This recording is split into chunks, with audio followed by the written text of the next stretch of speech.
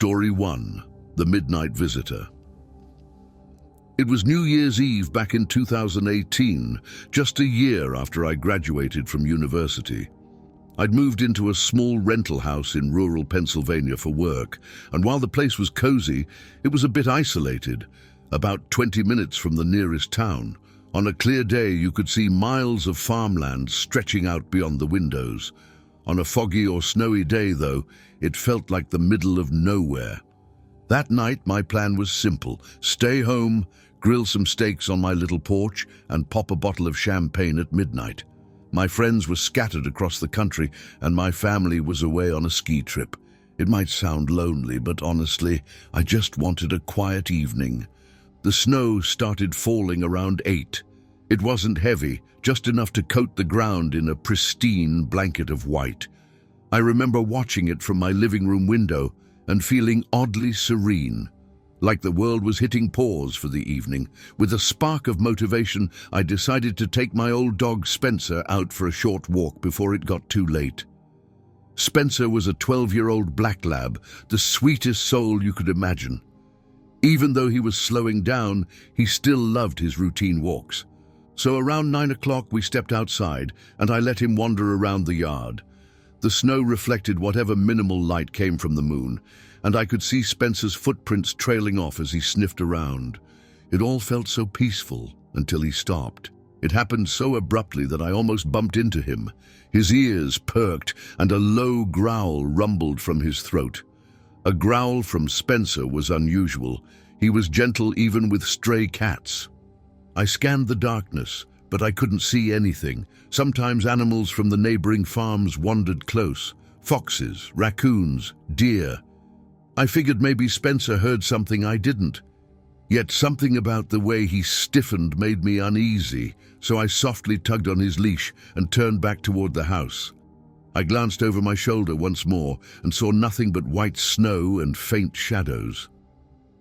The rest of the evening passed uneventfully. I cooked dinner, scrolled through my social media feed, texted some friends to wish them a happy new year. Every so often, though, I'd catch Spencer at the window, staring out into the yard as if waiting for something. I tried not to let it bother me. Around 11:30, I decided I'd toast the new year and then head to bed. I was rinsing a glass in the kitchen sink, thinking about my new work project, when Spencer barked from the living room. It wasn't a quick bark, it was loud and urgent. I set the glass down and hurried over to him. He was pressed against the front window, tail tucked tight, growling. My heart picked up speed. I slid beside him and peered out. There was a figure standing just beyond my fence. At first, I thought it might be a trick of the light or a shadow, but no. There was a person there, tall and unmoving, watching my house. The porch light didn't extend that far, so I couldn't see their face, but I could see the outline of a coat and something like a hood or cap. I remember calling out, "Hello?" in a shaky voice, even though the windows were closed. The figure took one step closer. You'd think I would have dialed 911 right away, but in that moment, curiosity and fear fought inside me. Maybe it was someone lost in the snow. Maybe they needed help. So I headed to the door, trying to maintain some sense of calm. I shouted, "Are you okay out there?" My breath fogged in the cold air as I opened the door a crack. Spencer was beside me, hackles raised, ready to defend me. The figure didn't respond. Instead, they turned around slowly and walked along the fence line until they disappeared behind the trees, just melted into the darkness. No words, no gestures, nothing. I closed and locked the door, feeling my heart hammering in my chest. I felt a mixture of relief, because the stranger was gone, and confusion, because who lurks around in the middle of nowhere at midnight? It was almost midnight now. Fireworks began popping off in the distance. I grabbed my phone, intending to call the local police to at least report suspicious activity. But then, out of the corner of my eye, I saw movement near the same spot. I stepped back to the window, phone in hand. A second figure now stood there, in the exact spot as the first, just staring at my house. That was enough. I dialed 911, told the dispatcher what was happening, And they said they'd send a patrol car to check things out. The county sheriff's office was small, though. I knew it might be a while before anyone actually arrived.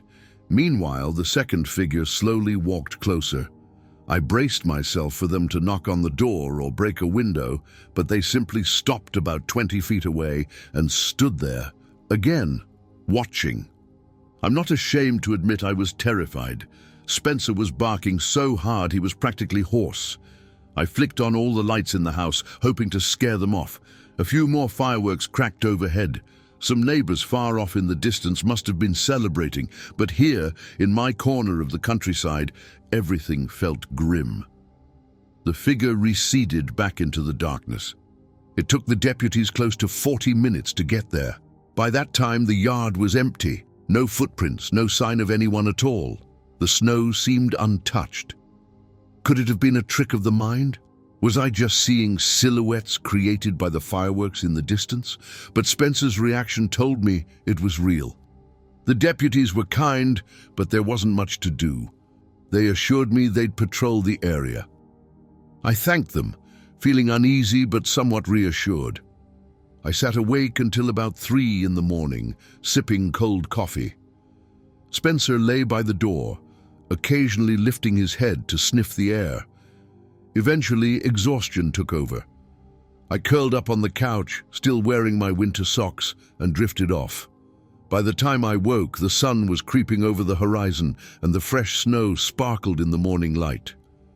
Out of curiosity and a lingering sense of dread, I walked outside to the fence where I'd seen those figures.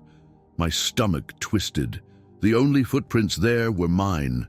No big boots, no tracks leading into or out of the woods, nothing. Yet I know what I saw. I know Spencer's growl was real. To this day, I have no explanation for who or what was out there that night, watching us ring in the new year, or why they left no trace. Story 2. The Blizzard Breakdown. This happened on a New Year's Eve 3 years ago. My girlfriend Alex and I had planned to spend the holiday with my brother up in northern Vermont. We loaded the car, an older Subaru Outback that had definitely seen better days, and set out after lunch. The forecast called for snow, but we figured the Subaru could handle it. We were used to winter driving anyway. We'd been on the road for about 2 hours when the sky turned grey and tiny flakes began swirling outside the windshield. At first, it was kind of pretty. Alex joked that we'd get a perfect white New Year's Eve. But by the time we hit the highway, a full-on blizzard was raging around us. Visibility dropped to near zero. The Subaru's wipers fought to keep the windshield clear as gusts of wind shook the car. We tried the radio, hoping for weather updates, but all we got was static and the occasional emergency broadcast telling folks to stay off the roads. Alex and I shared a nervous glance. We'd already come too far to just turn around. We decided we'd make it to the next exit and see if we could find a motel. The problem was, the next exit was still 30 miles away. We crawled along at a snail's pace for what felt like hours. The road was deserted, no headlights behind us, no taillights ahead. Then, out of nowhere, the engine sputtered and the car lurched. My heart sank. The check engine light flicked on, and the car started losing power fast. I managed to wrestle the steering wheel to the shoulder just as the engine died completely. Cue panic. We were on a stretch of highway in a blizzard, and the car wouldn't start. It was nearing 10 p.m. on New Year's Eve. I tried the key again. Nothing but a weak, grinding sound. Alex's eyes got big, and she tried to call for roadside assistance. No signal, or at least no service that was strong enough to connect. We realized we might be spending the night in the car if we couldn't get help. I kept turning the ignition in vain, hoping the engine might magically come back to life. Outside, the snow piled higher and higher, threatening to bury us in place. Eventually, I shut the car off completely, trying to conserve the battery for heat if it became absolutely necessary. For half an hour, we sat there, huddled in our coats, occasionally trying to check our phones for a signal. Nothing. The wind howled, rocking the Subaru with every gust. I was on the verge of stepping out to see if maybe I could wave down a passing vehicle, except there were no passing vehicles. We hadn't seen another car in at least an hour. Just as a sense of dread settled in, headlights cut through the swirling snow behind us. Relief flooded me.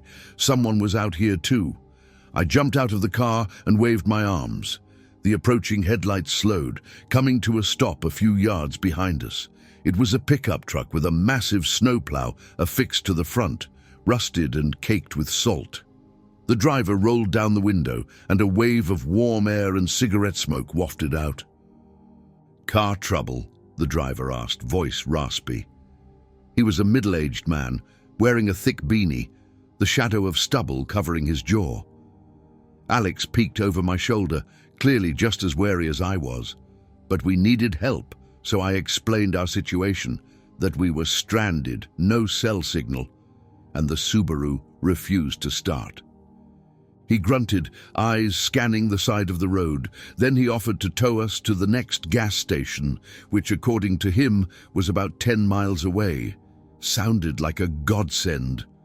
Alex and I exchanged a look. This was literally our only option, so I nodded, grateful but still on guard. He said he had a tow chain, so we popped the trunk to let him hook it to the Subaru. A few minutes later, we were moving, creeping through the snow as he towed us behind his truck. I sat behind the wheel, trying to steer as best I could, while Alex attempted to keep a lookout from the passenger seat. It was an awkward, unsettling ride. The swirling snow made it feel like we were drifting through some endless white void. Eventually, the truck turned onto a smaller side road. At first, I figured maybe he knew a shortcut, but after several minutes, my gut twisted. This was no main route to a gas station. There were no streetlights, no signs, just thick trees on both sides. I flashed the headlights to signal my concern, hoping he'd realize we were uneasy. He didn't stop. Alex leaned over and whispered, "What do we do?" My mind raced. I considered honking, but if this guy meant us harm, that wouldn't help. On the other hand, maybe he was taking us around a major accident or closed road. The longer we went on, though, the more it seemed like we were heading into absolutely nowhere. I made a split-second decision. I pressed the brakes, hoping the chain might snap, or at least alert him that we were stopping. The truck jolted but kept going, dragging the Subaru forward. I felt the wheels slip in the snow. Then, without warning, the truck slammed on its brakes and we lurched to a stop. For a few seconds, all I heard was my own heartbeat throbbing in my ears. The truck's door opened and the driver stomped through the snow toward us. My stomach was in knots. He stopped at my window and motioned for me to roll it down. When I did, he said, "Something wrong?" His tone was cold, no pun intended. I tried to sound casual, replying, "Just making sure we're heading toward the gas station. My girlfriend's feeling nervous." He stood there, silent, then spat onto the ground. "Look," he said, "storm knocked out the main road. This is the only way." It might have been true, but the vibe was off. His glare alone felt like a warning sign. Before I could say anything else, he walked back to the truck, slammed the door, and started driving again. I looked over at Alex. She nodded as if to say, "We don't have a choice." We let him tow us further down the desolate road, heart pounding with every turn. Finally, after what felt like an eternity, I spotted a flicker of light through the trees, a small gas station sign, half buried by the storm. We pulled up, and the truck stopped in front of the station's convenience store. To my surprise, it was open, the lights inside were on, and I saw someone at the counter. As soon as the driver hopped out, Alex and I thanked him hastily, unlatched the tow chain, and scrambled inside, eager to be somewhere safe and warm. The store clerk eyed us warily, but we breathed a collective sigh of relief. We were out of the storm, and that man no longer had complete control over where we ended up. As we grabbed coffees, trying to steady our nerves, the plow driver walked in behind us. He demanded to speak to the clerk, presumably about the best route to get out of there. Alex and I exchanged glances. The tension in the air was palpable. The clerk calmly told him that the roads were closed up ahead and that no one was leaving anytime soon. The driver swore under his breath, cast us a final glare, and then stomped back outside. We heard his truck rev up and spin into the night, chain clanging. We stayed at that gas station for several hours until road crews eventually cleared a path. Another driver with a tow truck was nice enough to help us get the Subaru running again. We never got the name of the plow guy, and I still don't know if he was genuinely trying to help or if something more sinister was at play.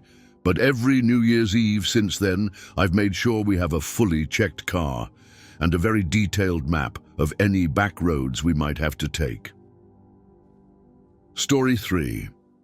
Cabin Countdown. Growing up in northern Minnesota, I developed a love-hate relationship with winter. The landscapes were beautiful, frozen lakes, endless forests of evergreens draped in snow, but the isolation could get to you. Still, my cousin Jill and I had a tradition. Every New Year's Eve, we'd meet at our family's old cabin for a cozy celebration. It was perched by a lake so remote that neighbors were practically non-existent. 2 years ago, Jill, her boyfriend Todd, and I drove up in separate cars. The plan was to do some ice fishing, roast marshmallows over the fire, and ring in the new year with hot chocolate spiked with peppermint schnapps. A laid-back rustic holiday, just the way we liked it. We arrived on December 30th, and everything seemed perfect. The lake was frozen solid. The pine trees were dusted with snow, and the cabin's old wood stove churned out just enough heat to keep us toasty. On New Year's Eve morning, Jill decided she wanted to head into the nearest town for some last-minute groceries. Todd offered to drive her, and they left around 9 a.m. I stayed behind to get the cabin all set up, maybe even toss a line in the ice. Around noon, I was outside checking the fish trap I'd set when I heard the sound of an approaching snowmobile. It zoomed out of the trees at the far side of the lake, a single rider wearing a black helmet, dark goggles, and heavy winter gear.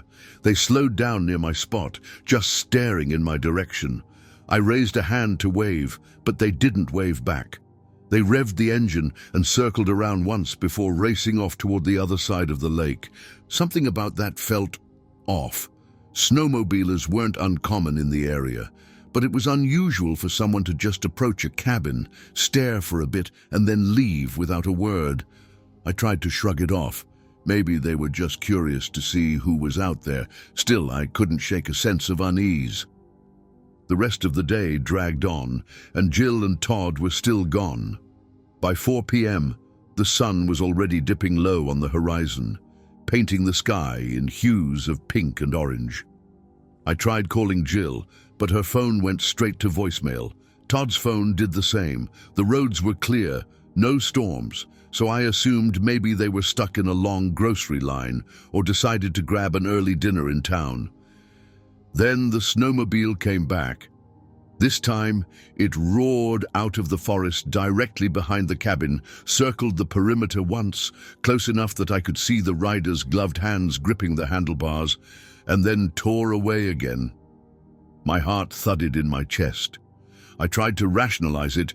Maybe this was some local messing around, but it felt targeted, like they were checking me out.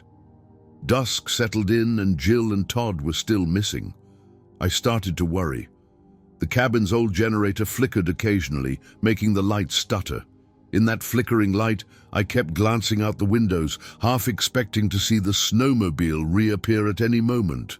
By 9 o'clock, with no word from Jill or Todd, my anxiety was through the roof. I pulled on my coat, planning to drive toward town and see if I could find them. That's when I heard the snowmobile engine again, loud and rumbling, very close. I inched toward the window. Sure enough, the rider was back, idling not 20 feet from the front door. Under the cabin's yellow porch light, I noticed something, a small patch on the rider's jacket, shaped like a white wolf's head. They stared at the house for a moment, then revved the engine. Boom! There was a loud noise, like a small explosion. I hit the floor, covering my head. Glass shattered. It took me a second to realize the window had been shot out. The rider must have fired some kind of flare gun or small firearm. Snow sprayed up as they spun the snowmobile around. Then they were gone into the darkness, leaving me trembling and surrounded by broken glass. I scrambled for my phone, but up here, service was spotty at best. Sure enough, no bars. My only option was the old landline phone that hung on the kitchen wall. I dialed 911, heart pounding. A faint ring, then a crackly voice. I practically shouted into the phone, telling the operator that someone was outside shooting at the cabin, that my cousin was missing. The operator tried to calm me down. She said she'd send a deputy, but the nearest station was over an hour away, maybe more in these conditions. Those 60 minutes waiting for help felt like an eternity. I huddled in the dark, lights off, worried the intruder might come back. Every minute I fought the urge to jump in my car and tear off into the night, but I also didn't want to run straight into whoever was out there. Finally, flashing blue and red lights glowed through the trees as two sheriff's vehicles pulled up. I practically fell into the deputy's arms, explaining what happened. They searched the area, but found no sign of the snowmobiler, just fresh tracks leading back into the forest. One deputy stayed with me while another radioed the station, trying to find Jill and Todd. A short while later, I got a call from Jill. Her car's battery had died in town, and Todd's phone had zero signal. They'd tried to get it fixed and ended up waiting hours for a mechanic. They had no idea what was happening back at the cabin. I was overwhelmingly relieved to hear her voice safe on the line.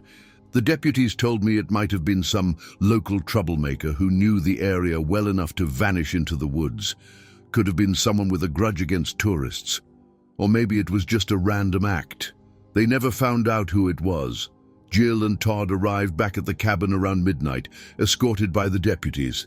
Instead of partying, we spent the rest of the night cleaning up broken glass and filling out police reports. Not exactly the New Year's Eve we'd envisioned. We never returned to the cabin after that, and our family ended up selling it the following summer. Sometimes I think about that patch on the rider's jacket, the white wolf's head, and wonder if it was a gang symbol or just a decorative patch. Either way, that night taught me a cold lesson about isolation, and I haven't looked at remote winter getaways the same since. Closing thoughts. New Year's Eve is supposed to mark a time of fresh starts and celebration, yet these three stories serve as a reminder that not all holiday nights unfold with confetti and champagne toasts. Sometimes the unexpected happens. Strangers appear in the yard without footprints, helpful rescuers turn out to be anything but friendly, and the promise of a peaceful evening in a remote cabin descends into chaos. If there's a lesson to be taken from these accounts, it's to stay cautious and trust your instincts, especially when you're isolated or traveling on treacherous roads. Because no matter how many fireworks light up the sky at midnight, you never really know what or who might be lurking in the darkness just out of sight.